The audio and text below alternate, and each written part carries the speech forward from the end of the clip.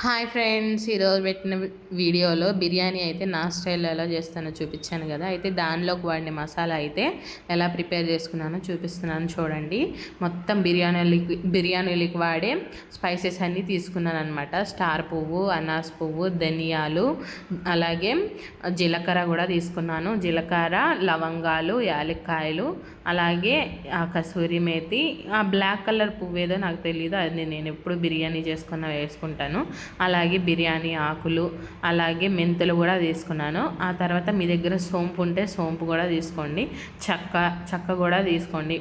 మీరు బిర్యానీలో ఏవైతే వేసుకుంటారో అవన్నీ హోల్ గరం మసాలా మొత్తం అయితే మంచిగా ఫ్రై చేసుకోవాలి. స్లోలో పెట్టుకొని మంచిగా ఫ్రై చేసుకొని మొత్తం ఫ్రై అయిన తర్వాత ఎండుమిర్చి కూడా వేసుకొని అవి కూడా కరకరం అనేటట్టు అయ్యేంత వరకు ఉంచి ఇక మిక్సీ పట్టేసుకోవడమే. ఆ మసాలా కలిపి నేనైతే బిర్యానీ అయితే రెడీ చేశాను. చూసారు కదా ఎంత బాగుందో.